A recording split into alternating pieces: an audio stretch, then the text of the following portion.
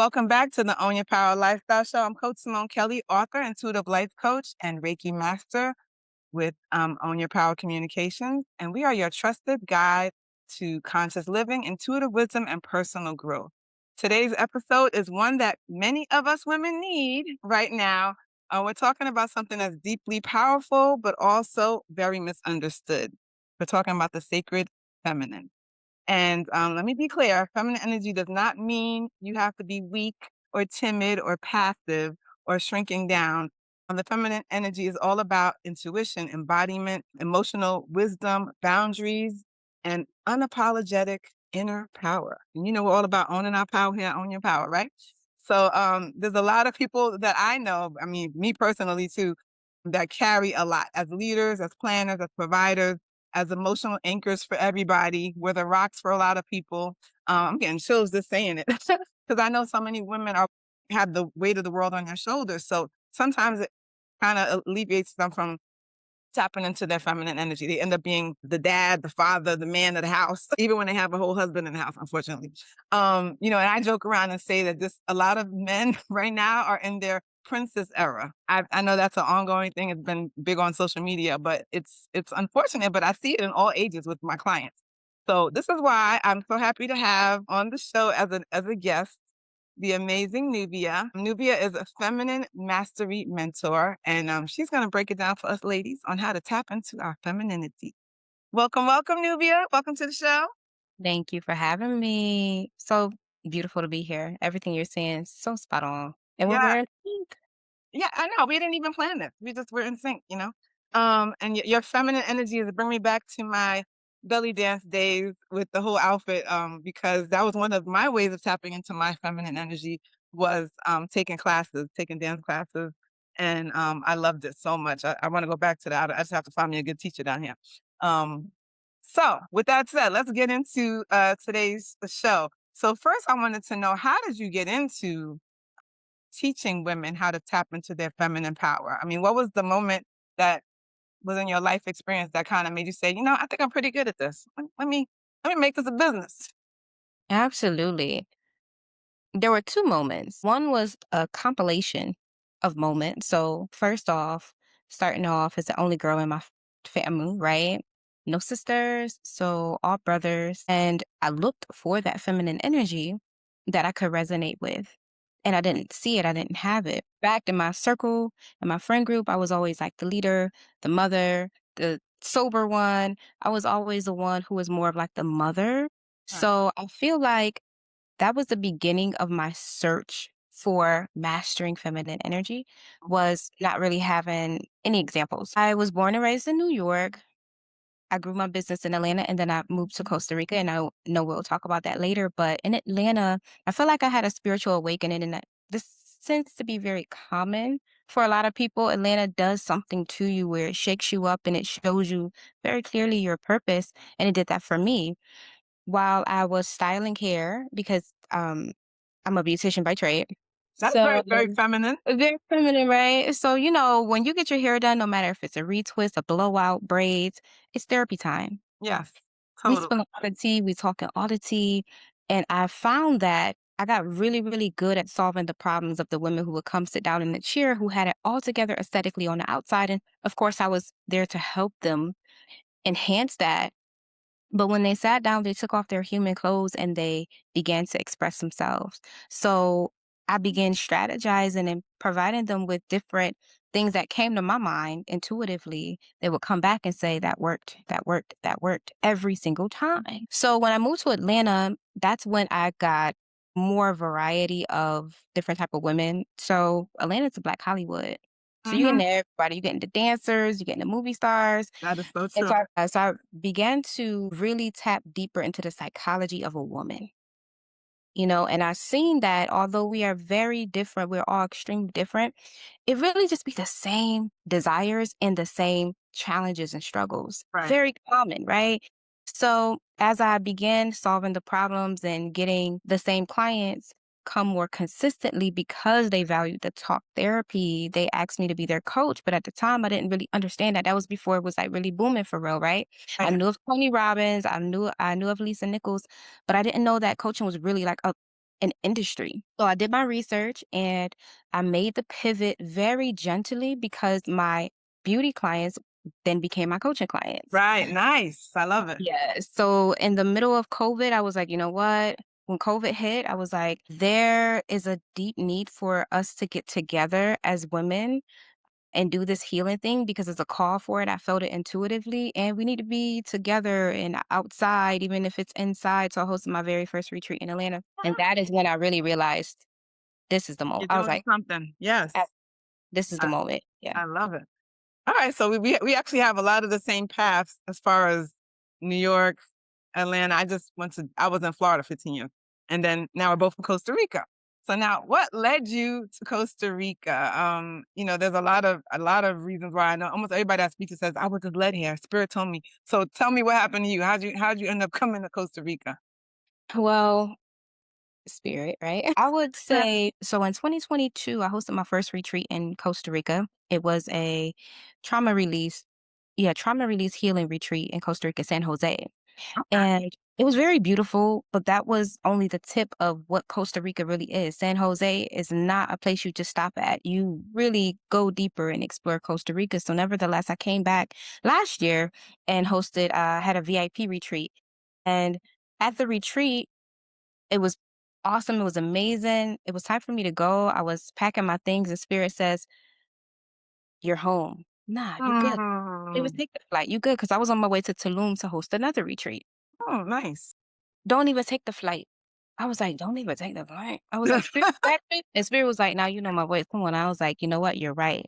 So I didn't realize that I was really gonna submit to that. I thought, okay, this would be cute for a little month or something like that." By nature, I'm a life path 5.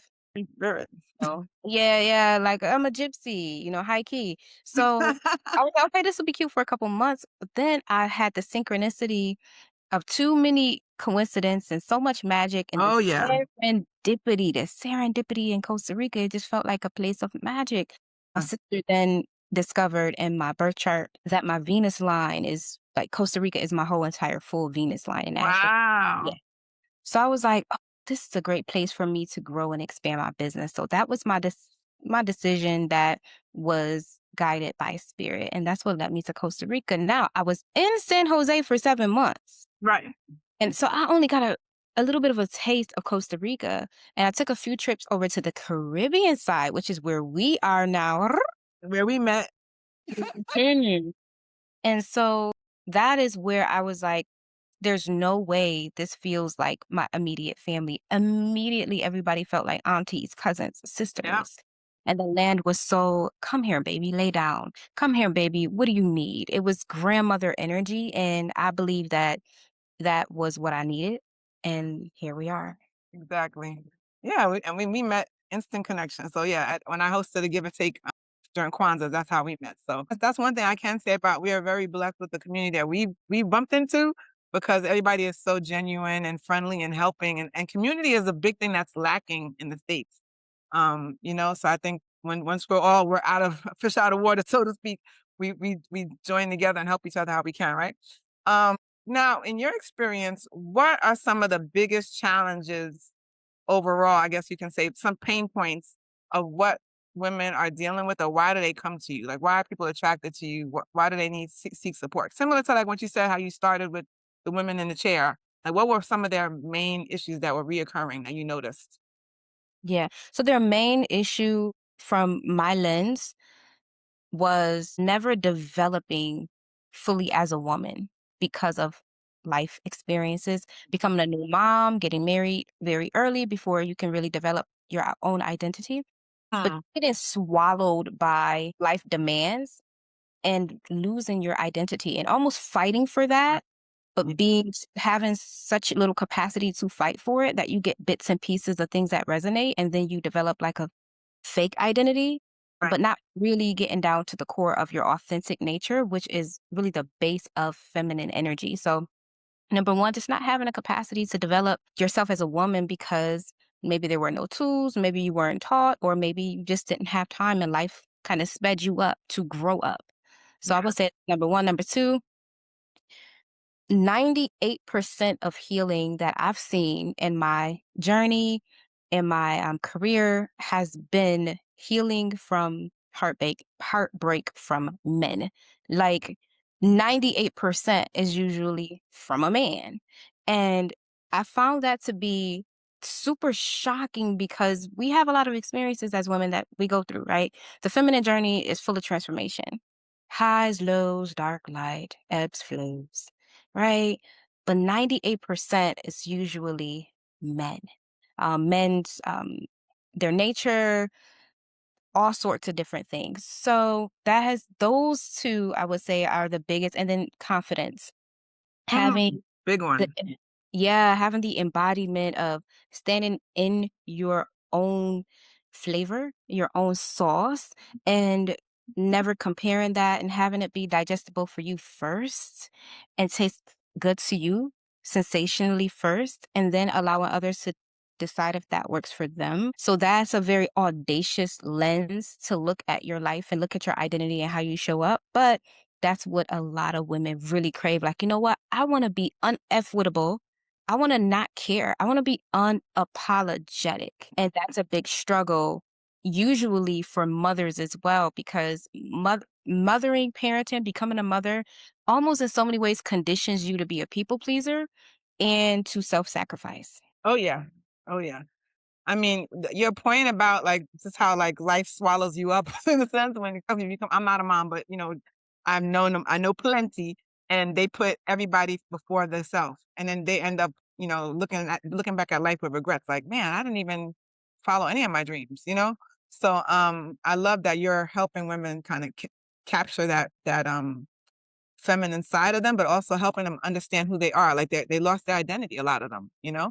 Um, and I usually have a lot of my clients are usually 35 and up, and they've already have the empty nest, or they're on their way to the empty nest, and they're on their way to like, I need to find myself again, related to like career and passions and what have you. So yeah, I know your people. So with that said, for those who don't know or never heard the term sacred feminine, how can you describe that to somebody that's never heard the term? Or how can people understand it? How do you interpret it? Yeah. So when I think sacred, I think godly, private, valuable, wealthy. I think spiritual. And when I think feminine, I think life, nurturing, love, fluidity, flexibility. So if we were to combine the two, I would say sacred feminine energy is activating the God within you and using that essence and that connection to help you move through your feminine journey, which is a journey of death and rebirth, transformation, change, identity redevelopment through your whole entire life. Life pulls different versions out of you.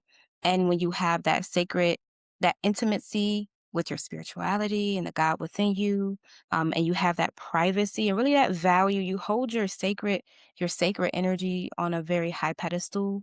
So there's a lot of standards, there's a lot of boundaries to get into that space, right? There is it's devotion necessary from all people involved in order to access the sacred feminine energy within inside of you.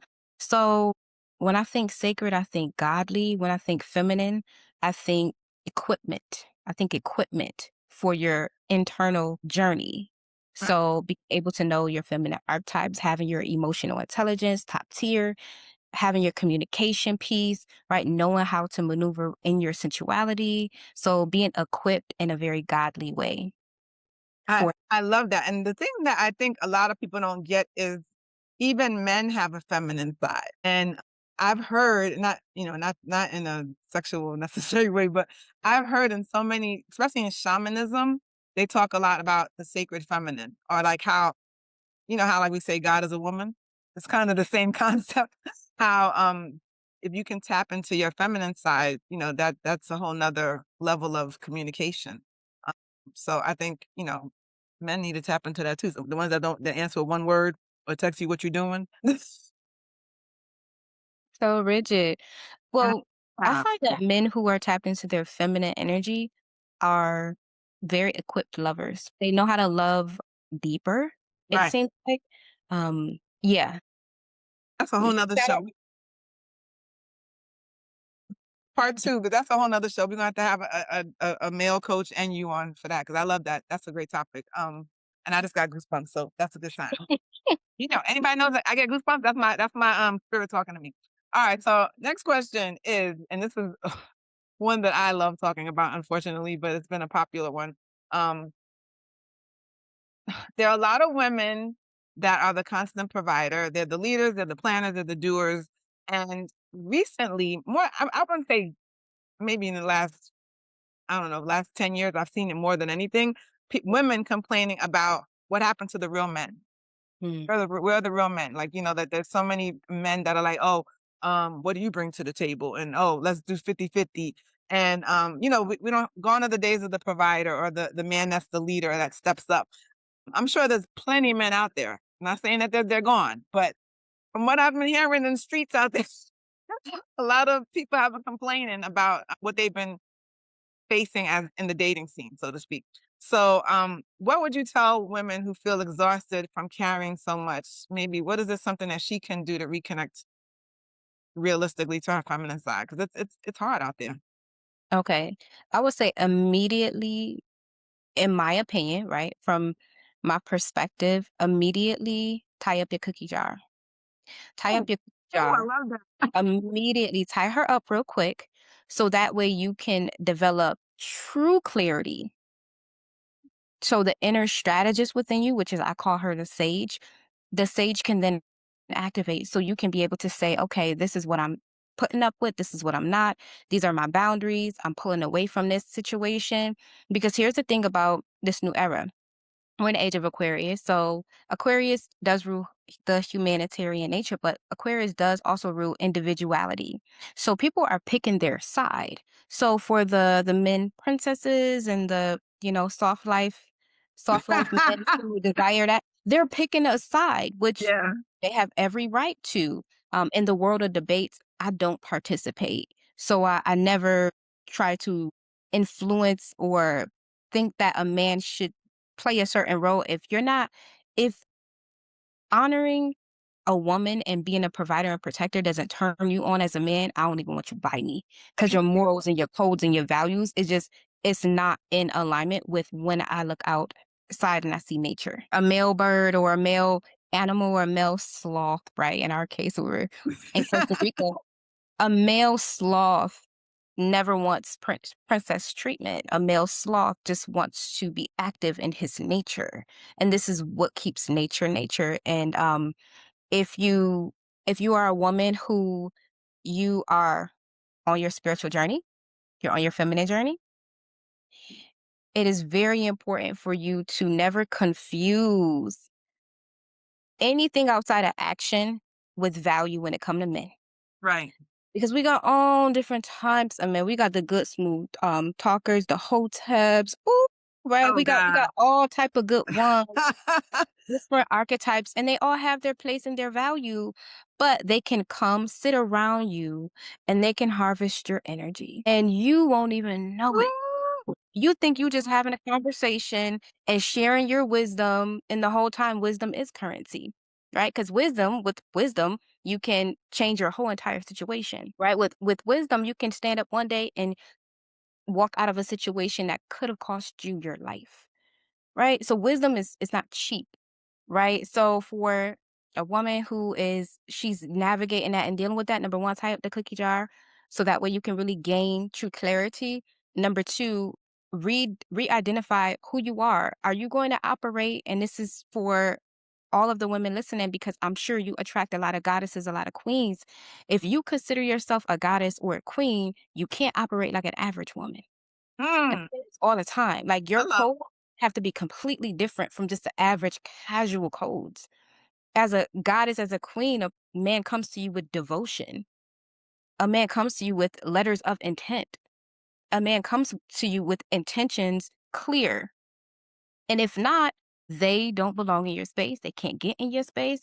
And in fact, your codes are so strict, your program really so strict for real that they can't cross a boundary because they don't even get close enough to the boundary to be able to cross it. So close up the cookie jar, gain real clarity, and recreate your identity as a real goddess, as a true queen, I believe we're redeveloping the new world. I believe what we're doing right now is developing the new Egypt. So if we are modern day goddesses and empresses and the same Nefertiti's and goddesses that were on and popping and leading back in the day, if their blood and their essence and their spirit lives within us, we gotta act like it. Thank you. Thank you. I love that. I want to go back to the harvesting energy.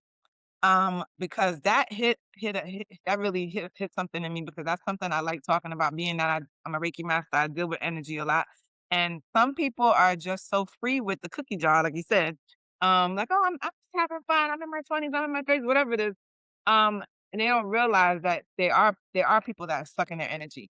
And you know how I don't know if you ever use the term. I use it plenty of times, being digmatized. Um, and That's a thing. there Mhm. was a relationship coach. I love this guy. I can't remember his name right now. Fairy. He calls himself the Fairy Godbrother. He's on YouTube. Google him. But he gives really great advice. And one of the tips he was saying is, when you're dating, but you don't have to just be with one guy dating. Just date them. And somebody asked, well, how many guys out of the guys I'm dating should I have sex with? He said none of them.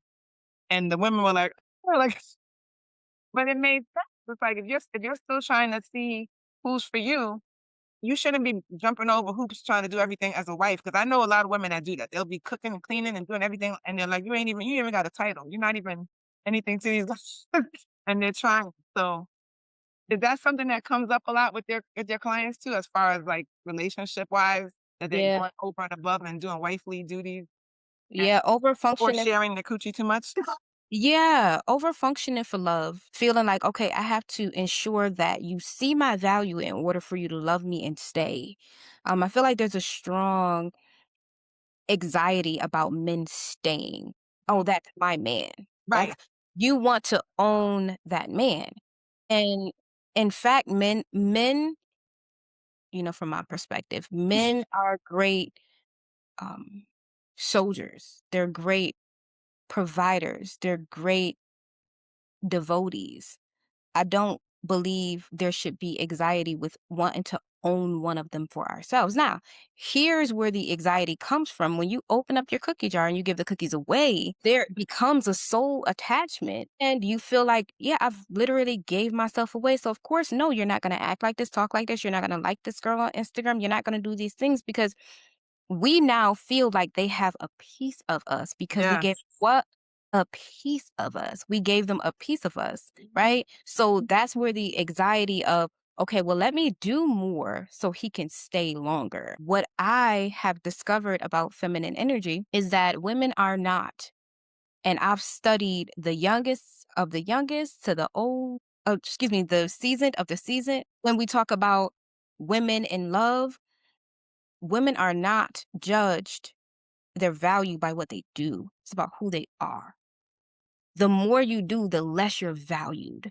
And any of my overfunctioning women who are leaders in your household, you may find the more you do, in fact, less you're appreciated. And then there's this resentment that wells up, like you said, and the regret and just the overlooking of life. And wow, 25 years went down and I don't really got anything to show for it but stretch marks, kids, okay, this and that. And sometimes it can be a little sad, but I say this to say anybody listening, it's never too late to tie up the cookie jar, Mhm. recommit to yourself, redevelop your identity and say, you know what? The rest of my life about to be the best of my life. That, yes. I oh, Oh, I like that. All right. Well, with that said, let's wrap it up with 5 ways that women can tap into their feminine energy. How what are some ways they can get grounded and awaken this energy in their daily life? Give us absolutely. five tips. Number one, dance, dance, dance. I love dance. I do feminine dance therapy in my private coaching.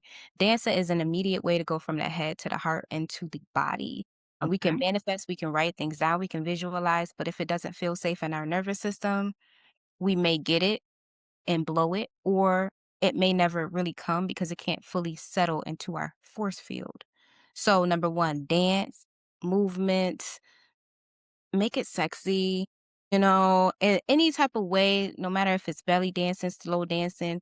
I've been studying salsa and compa, so partner dancing, but just getting the body to feel safe within feminine energy. So that's number one. Number two, animating your identity in your human form. Animate? Animating your identity in human form. So we have access to so many different ways to show how we feel about ourselves inside. But I've noticed that the flavor of aesthetics are becoming more and more like linear. So it's like this one look, or it's like two certain looks, or three. But I believe the more you animate your avatar, the more you feel authentic. And that's a big part of feminine energy is authenticity. So if you are a super, like you have the deep down inside, you have the guts to want to dress like Erica Badu, you should do that more because more will come out. And if you ever been around someone who's super authentic, they're so damn attractive. Literally attractive.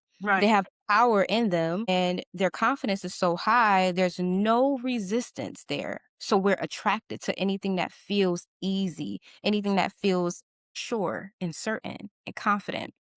So that's number two. Like put it, like what do we say? Put that shit on. Like put it on. Like, put that shit on, excuse me. But you Right. can pass on your Okay. power. It's okay. Yeah, like, put that shit on. Like, don't wait for the perfect date, don't wait for nobody to take you out, put it on now. Right. So that immediately does something to your psyche. Number 3, develop your emotional intelligence. When you master your emotions as a woman, you become unshakable. When you have the ability to still feel your feelings, but be stoic and never moved and pushed around and bullied by other people and their opinions or life and its circumstances, when Yeah. you're able to remain in your identity, that's you being what we call the queen in the feminine archetype. So being the queen, like, you know, the wind may sway and this may happen and this person may even say that, but okay, but now I got more data and I know how to move. Right. Right. So being stoic, having emotional intelligence, I believe that was is that That's 4? 3. 3. That's being grounded too. Because I always Being think when you're grounded, when your root chakra is open, you don't fall apart when shit hits the fan, so to speak, you know? You're like, I like the stoic and I like the queen analogy as well. So yeah. Well, what's number 4? Number 4, I would say having a relationship with your sensuality, like having a relationship with pleasure outside of it coming from another person. Really discovering your body, being in love, giving yourself the space and the time to fall in love with how you look in the mirror, and developing practices that are with just you, that make you feel good and that can take you to where you need to go when you need to go. Okay. When you do this, your abstinence journey or just tying up the cookie jar, it becomes much easier because you're not dependent or touch deprived. Because that's the thing too. I've had so many women who go on a That's journey and they lock up the true. cookie jar, but then their body still needs touch. You still need to be Right. touched, right? Your skin, like we still have that sense that wants to be activated. Having that sensuality and that intimate self pleasure practice, developing that will take you exactly where you need to go with your confidence, your aura, your magnetism, and being able to go on the journeys of locking up the cookie jar without fumbling. Okay, cracking it open real quick. Let me get it. Yeah. So that will be number 4. And then number 5, mastering your communication, your mouthpiece. Everything from your tonality, your body language, the words you use, how much you speak, it all plays a huge part in how you're perceived. It tends to, as a coach, as a leader, and I'm sure you know, we have to be very diligent in how we explain things because we're guiding someone through a transformation, right? But then when it comes to intimacy and relationships, we can be able to draw back just a little bit. So that way there's space for a mystery. There's space for this person to step up and introduce you to their world. So when you master communication, high level communication, you first of all, you know how to go through conflict without losing your Right. and getting out of character. You're taken serious more without you having to raise your voice, right? And then number 2, you know how to be able to go into any room and come out with your desired result. That's in a networking room, that's going into network, that's understanding exactly who to talk to, how to talk to them, how to hold your posture. So really mastering the art of I call it feminine communication. I would say that's the fifth gem for sure. I love Ve wow, you just gave us so many gems today, my friend. So now with somebody that just heard this show and they're like, wow, there's a lot of stuff I gotta get cracking, I gotta get it together. What's one daily practice that you personally use to stay connected with your feminine energy? Give us one of those that you just listed, that's fine, but whatever it is, give us one that you love, even that they can start today. That's not mm, too hard. prayer. Okay, Prayer. It's something very significant about prayer to me. I'm on that prayer rug, sun up, sundown. okay. And as much as prayer can seem or feel religious, it is a mirror. It's like my mirror. I check in with myself, my decisions, how I showed up for myself, how I communicated through the day. Mhm. I have that level of accountability. So when I have that level of accountability, I can stay grounded, or I can correct something without tw 20 days or 2 months or 2 years going by where I'm like, "Oops, there goes my skirt up over my head." Oh, no, I'm on that prayer rug, and I have that accountability, so that allows me to stay connected to my feminine energy. And I'm just say one more thing, dance, dance, dance. Okay. That's Music the can take easy you one. there. Music can take you there. It can take you there. It's a you can put yourself in a literal trance with music and moving your body and not caring who's watching, but dance for sure. Dance like no one's watching, I love it. So, thank you so much, Nubia. So how can people get started with working with you if they're interested in taking one of your programs or getting a coaching session? How do we get in contact with you? Best Well, way is Instagram. For now, the best way is Instagram. My Instagram is Nubia K Sade, like the singer. Nubia K Sade. And I also have a website, bliss11lavender.com. But the best way, DM on Instagram or check out the link in my bio. And I usually okay. have like my updated services and retreats and everything. Okay, well, we'll put that in the show notes as well.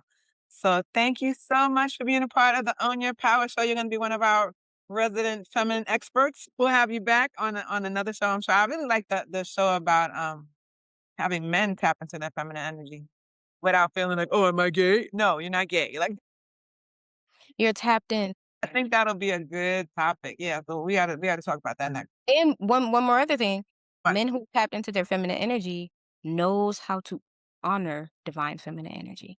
Knows how okay, to honor a woman better right, because they understand the energy because 'cause they're familiar with it. right. That makes and that'll make them wanna listen to the show.